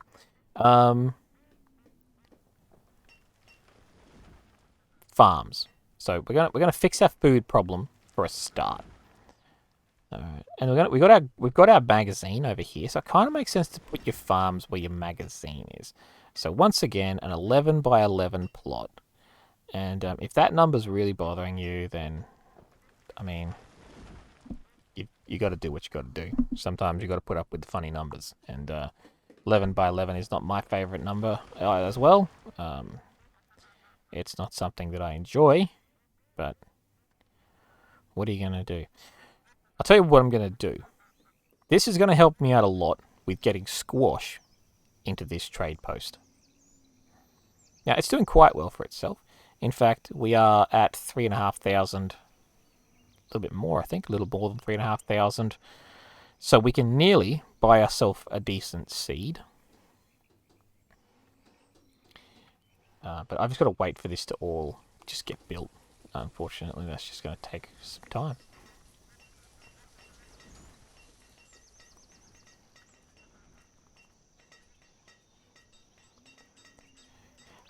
Yes. See, the reason I didn't build a stockpile was because a magazine can hold a lot of stuff in it. A lot of different stuff. And I'm just not even sure if you need a stockpile, given that the magazine can do pretty much everything that a stockpile can do. But I'm going to throw myself a small 10 by 10 out here, or I would if it let me. Let's just go 10 by 10 again. There we go, perfect. We'll throw a stockpile out here. Now, bear with me one moment, because there's something I literally just thought of that I want to do. And that is wood cutting. Okay? Okay. Why is that? Just keep asking those questions. Just keep asking those questions. Well, I don't have to, but it makes sense to kind of keep the wood flowing. Throw that out there. That'll be fine. That's the stockpile for the wood, and then the wood cutter. Alright, here we go. Just got to keep thinking through the base requirements. If you're going to set up a village, what are they going to need? What are they going to be running across the landscape for? You know, what have you done to yourself here? Like, what mischief have you caused by sending these people out on this wild goose chase? Now, I'm going to just put this over here. Just red for a reason. There we go. Perfect. Sawmill. Stockpile. Logs will be somewhere around here. That's alright, they'll be coming in from over here. It's a bit of a walk, so maybe I should have put the sawmill over on the other side, but whatever. These huts should all be getting filled up with, yep, 20 years old, 29 years old. They've already had a child. Basically, they moved out and had a kid. This person's a bit old, but that's fine for now, I guess. And when I say fine for now, get out of here. He's probably going to just move straight back in. But a lot of the times they don't. A lot of times they'll actually find somewhere else to live. I think he did. There we go. Bob and Michael. Michael. There we go. It's all coming up. It's all coming up Banished right now. on a resource front, the only thing we're a bit low on is iron. And we know that we already know the reason for that is that we've got this one forge with one person working in it. And it's just not keeping up with the blacksmith. I can put 2 people there and start pushing the iron count up higher, which will be a bit more efficient across the board for everybody. We should have iron tools stored here. 154 iron tools, 258 rough tools. We're going to keep all of them. That's just how it's going to be. The magazine over here is 0% full. So we know from that they're using a lot of this stuff, and these storage barns are emptying. There's no problems with that. It's probably to do with the vast amount of food being consumed now, and they don't have anything to refill the barns when they use the food. So our food production is going down. What does that mean? It means we build more farms. I didn't want to do that. I don't like those ones. They annoy me. There's a part of the mod is that it's added these village crop fields, and it's just, I mean, how about no? You know what I'm saying? Not interested in your village crop fields. I think that's a farm. I can't tell. Where's the farm end? Over here. Right. Perfect. 11 by 11. In we go. Right, another crop field in there. I'm going to have to throw some more crop fields over here as well, but just got to sort of get them. I think I just want it to be a different season when I can actually see them. I struggle to see the difference in variation when it's all snowed over. Sawmill's fine. Yeah, there's just a whole lot of work for them to do, unfortunately, and I've run out of them. So we've run out of workers, which means sort of the situation I was forecasting has already started to become true.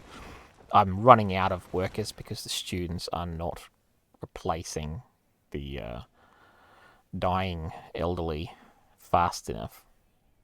I have me an issue. Funnily enough, I'm actually studying this exact issue at university right now, so it's kind of interesting to watch it play out in front of me. Squash. So we're going to make squash here because squash is what's going to be traded, etc. It's also going to be helpful on the food side of things as well. We'll turn off the pickup thing, and we don't have any workers to work this yet. So this is where we begin to make those decisions about what industries are important to us. We have so many tools that I'm going to just literally send all of my blacksmiths home. Now, foresters. How many foresters do we have? 6. Now, we have a problem with logs, but not right now. Don't know how to explain that any better, so I'm just going to leave that. Now, traders, we can obviously push our traders a long way down the chain. Just don't need them. So instead, we're going to go with farmers. We think farmers are very important because food is a consideration. We have a big stockpile, nowhere near dying from loss of food, but yes, it's an incoming issue. Stonecutters is the next one that I will cull if this situation doesn't turn around pretty quickly. And there's no guarantee that it will. Because you can build the houses, but then the children have to be born, they have to go to school, and then they have to join the workforce. So I'm a few seasons away from solving my population problem. But when it does solve, we're going to watch these numbers go through the roof. I'm going to go back and check my housing again. It's just something I do whenever my numbers are like this, because the faster I can turn it around, obviously the better it is for everybody. I can't really... Here we go, we've got a house that nobody's even moved into yet. Yeah, there's just unfortunately, just so many boomers in these houses. We just haven't been able to produce the children.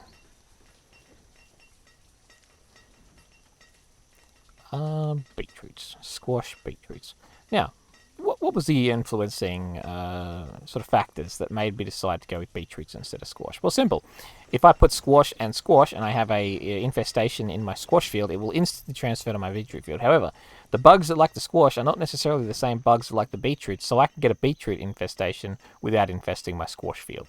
That's why we split our fields up and don't put the same crop within a full crop cycle of itself. So I would be fine to put a squash field out here, or out here, or out here, but I would not be fine to put a squash field anywhere within well, let's say it's a 9 square, including itself, the 8 square radius of this squash field.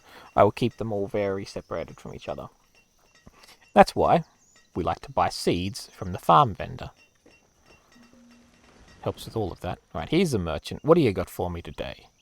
Parsnip, tobacco, eggplant, sugarcane, and red mulberry. Marcellin, the planter. Marcellin, without being rude, can I ask you to be less useless? Thank you.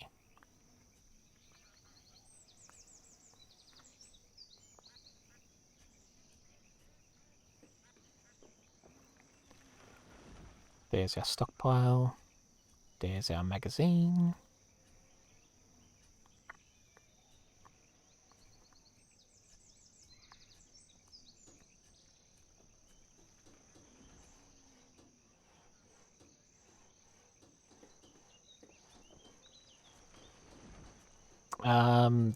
The pickup's been turned off for that, but I haven't turned off pickup for this one. I think we've run out of people again. Yeah, we're down to 31 people, so the reckoning has definitely begun. I was going to cull stone cutters. Where are they all at? When I say cull, I just mean decrease the amount of people assigned to that profession. We're not actually culling them. There's 1,000 fuel, so I'm going to drop that down. Watch me forget to push that one back up. And there's 5 gatherers. Now, we can actually solve a bit of this problem with the gathering, because this wild shepherd, he's going to be thoroughly wild after I delete him.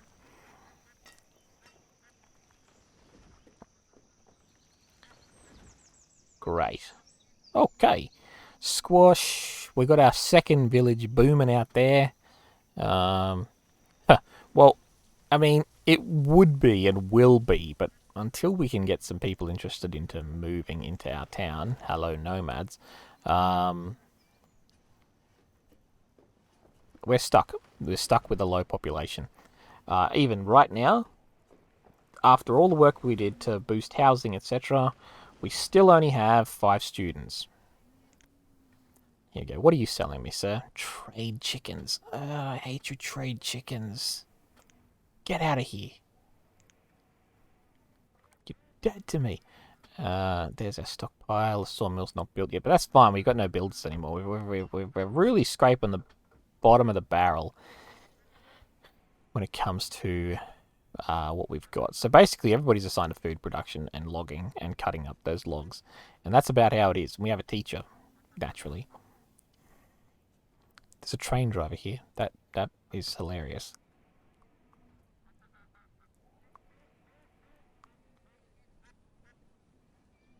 Okay. Yep, so basically, yeah, that's how the town is structured right now. If you're not doing food or wood, you're not doing anything. You have 8 labourers available. I might have maybe pushed that a little too hard, but let's push some builders back in there. Let them get working on it. Holy moly, another merchant. Willamir the rancher. He brought ducks. I mean, I don't hate ducks. I just don't want them right now.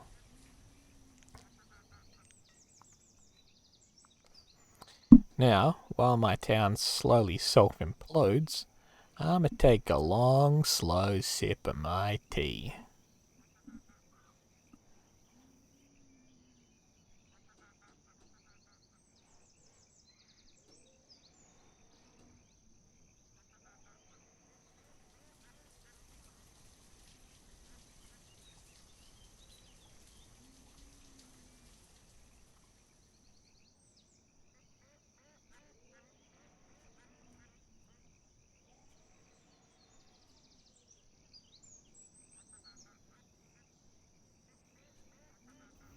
Is there anything better than a good green tea?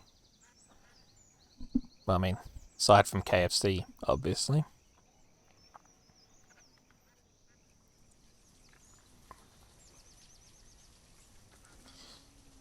Um, What is happening? Food, good. Logs, good. Stone, great. Iron, getting there. Well, actually, no, iron's going nowhere at the moment. It's perfectly stagnated because there's nobody pulling it out of the ground. There's our nomads. Nobody pulling it out of the ground. There's nobody converting raw iron ore into iron. We'll take in all 6 of those nomads. And then we shall find them work to do.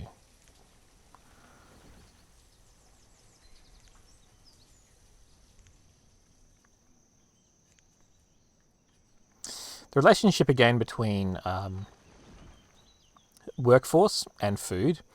If you have a smaller workforce but more people, well, but you keep your existing food production, your food production will skyrocket because there's nobody to eat the food. Now that's quite simple to understand. But it also means that I don't need quite so many people working in food production right now.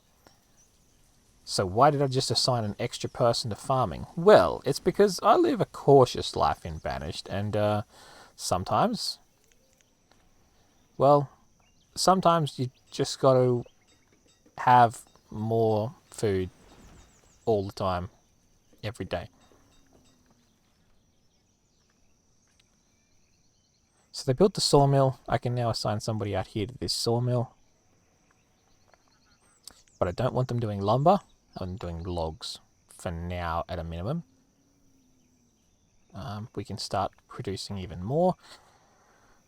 Meaning that when the population does take off... See, there's 2 people here saying they don't have a home. Now, let's go and have a look at what boomer is taking up a house...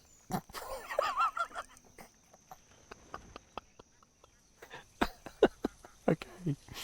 Got a 10-year-old student living on their own in this one. Get out of here.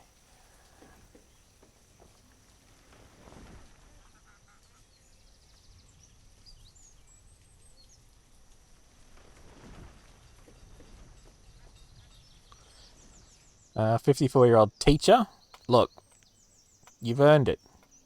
But I just don't have the space for it. Tremainard. Maybe he'll find somewhere. He might go and find love elsewhere. Nope, he just found a new house to pop into. Let's see. Got 2 houses available for people to move into. He literally just moved back into that one. This is why you pause when you do it. It prevents them from just moving to whatever house you cleaned out lately.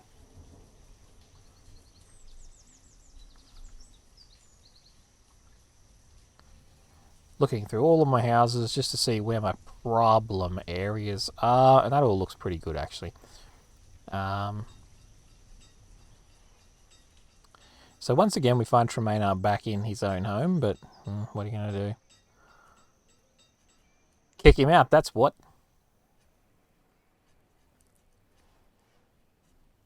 He's probably moved next door, hasn't he? You bum. Stop it. He's like, well, build me a home. I didn't work 79 years for this town if you just kicked me out. That's where you're wrong, kiddo.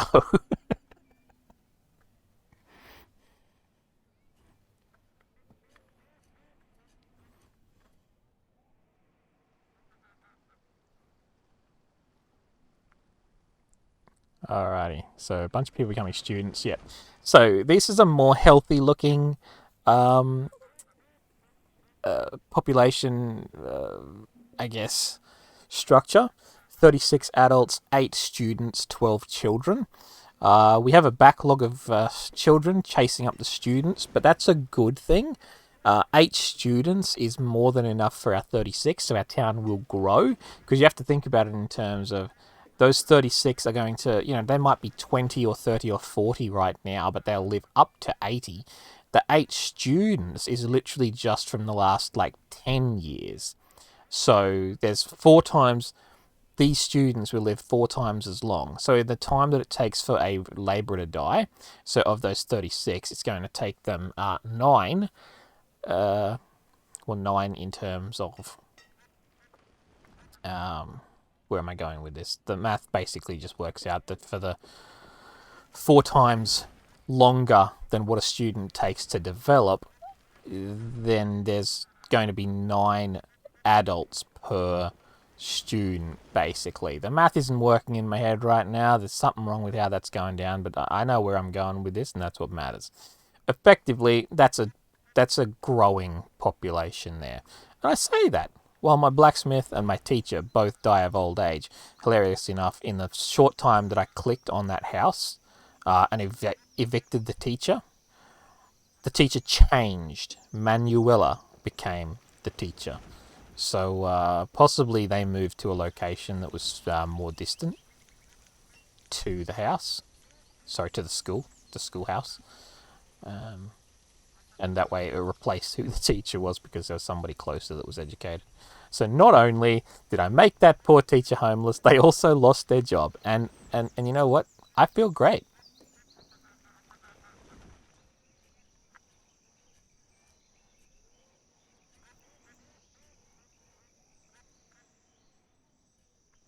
So there we are. We've got some children being born, people becoming student. Yeah, it's a thriving town, or will be a thriving town. But once again, keep an eye on that population, keep an eye on your housing, and when you have to, just boost that population number. So what I'm keen to do probably at the moment is throw some housing out here because I can afford it. We've got a house there already. And I'll just wait for them to clear that out. I'll give them a job to do here. Clean that out. Get me everything from that area. How are we going on the food, actually? So here's our crop field. All going well. Beetroots are growing. What's happening at our squash field? Yep. So it could just be a visual thing, but it certainly appears to me that our crop fields, the beetroots are growing faster than the squash, which is exactly what I predicted when I started with making the beetroots. I felt like they grew faster somehow, and that they would be a much better and easier food source for the villagers to get started with, because less would be lost during the winter. Now, that's just literal me looking at things with my eyes and saying that's what I see happening. Could have nothing to do with it. I can't actually tell you that that's how the game works. But look, just take it from me. That's how the game works.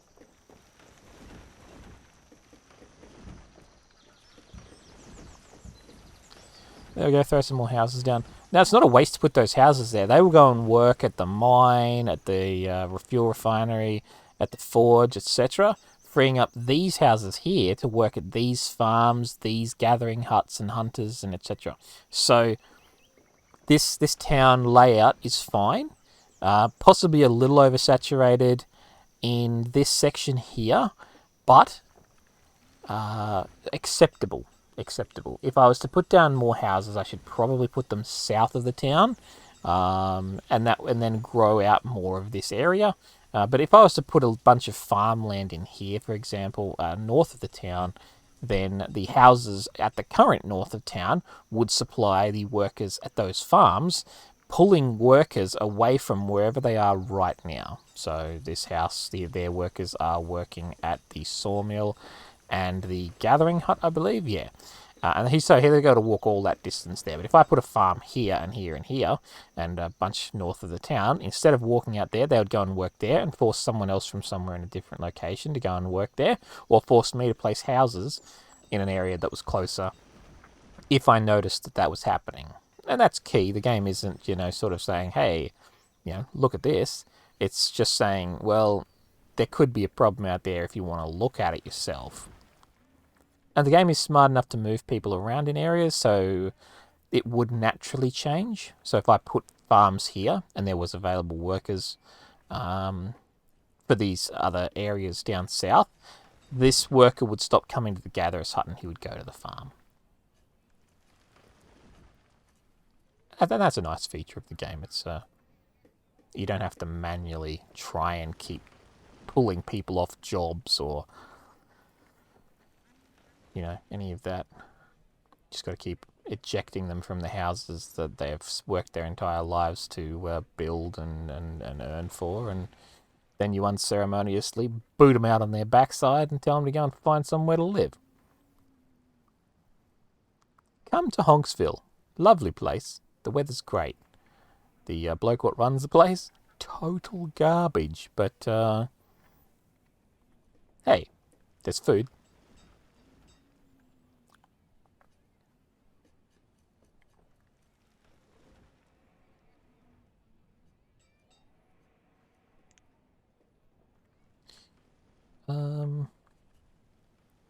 Alrighty. So everything's pretty much just running itself right now. I'm not going wild with expansion or anything. I suspect that once the population does take off, that food will become an issue. So in preparation for that, I'm going to do exactly what I was talking about a moment ago and place some of these farms. There we go. An 11 by 11 field. What is that? Why won't it let me build there? What is that?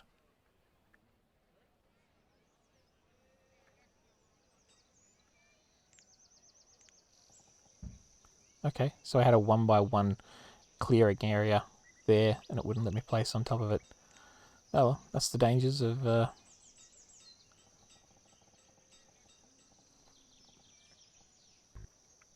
It's not going to let me build there. What? What? What is even happening out here? So it's saying those areas can't be built on. Why, though? I think there's actually a elevation issue there. Let me try that out. Flatten the terrain. Clear. Now can I farm there? Yes, I can. So there was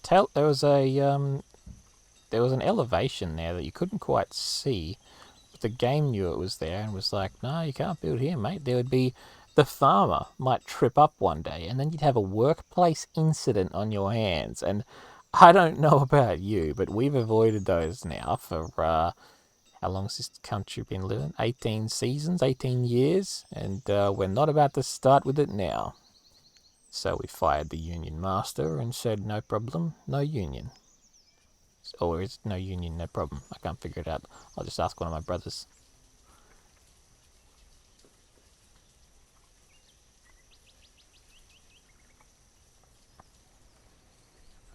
He's a union rep, that's where that comes in. So, yeah.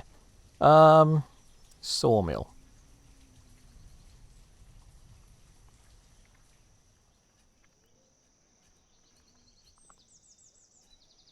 Food. Food's covered now. It's more than covered. It's probably our main export, I would say. That and flowers. I mean, I find that weird a little bit. So the main economy of Honksville is flowers and squash. It's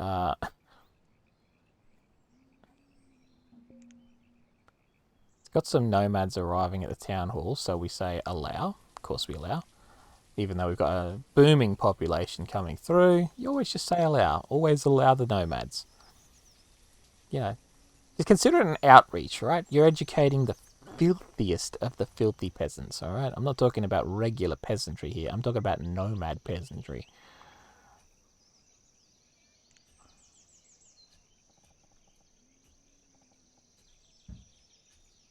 Yeah, beautiful. All right, so there we go. Another farm. Yes, yes, yes, yes, yes. I know I just said we had food perfectly under control, but you know what? You can never have food too perfectly under control.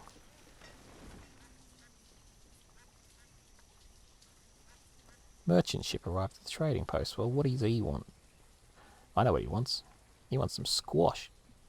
Right, now there was a thing that I needed. A thing that I needed for the domestication side of things. Yep, none of which this bloke is selling. Sir, I'm going to have to ask you to leave. Come back when you've got some real seeds.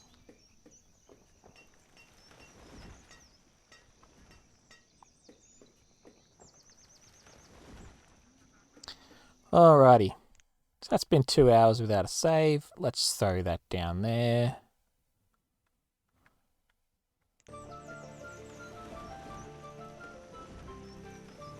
Okay.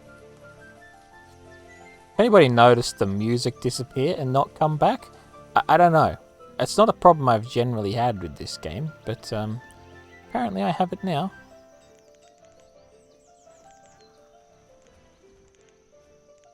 Alright, we'll have 4 workers in there. We've got about 4 builders. What's actually being built right now? It's the farm, is it? Normally I wouldn't place 2 squash fields right next to each other, but I know I'm not doing this for food at this stage, so I actually don't care if the whole lot disappears, because all I want it for is the money from the squash. I want to have the squash so that the trade center can immediately grab its squash from a nearby source. So, you know, I know I have said about, you know, diversification and not putting it in the same area, but this has a reason. This is quick buck, so that's why that squash is there. I can always change it. It'll take 1 season for it to roll across to a new seed, but yeah, the rules aren't hard and fast. They're just whatever makes sense in the situation that you find yourself in. 2,900 flowers, 1,855 squash. I think it's pretty funny that we still have more flowers than squash, but, you know, what are you going to do? Alrighty. Tools, clothes, everything's under control on those fronts. I'll probably want to put somebody back on the fuel situation. The forge is running. We have 110 stored iron. And our quarry has 22% remaining, and our iron ore and coal mine has 57% remaining. So we're not in any risk of running out of those anytime soon. If we look at our storage barn at 96% full, it has feathers, it has... Where's the leather? There's no leather in that one. Where's our other storage barn? Again, no leather. Is all of the leather going off to the magazine, is it? Nope. So they're actually using all of the leather. Oh, well. And that's exactly what my tailor is trying to scream at me. No resources!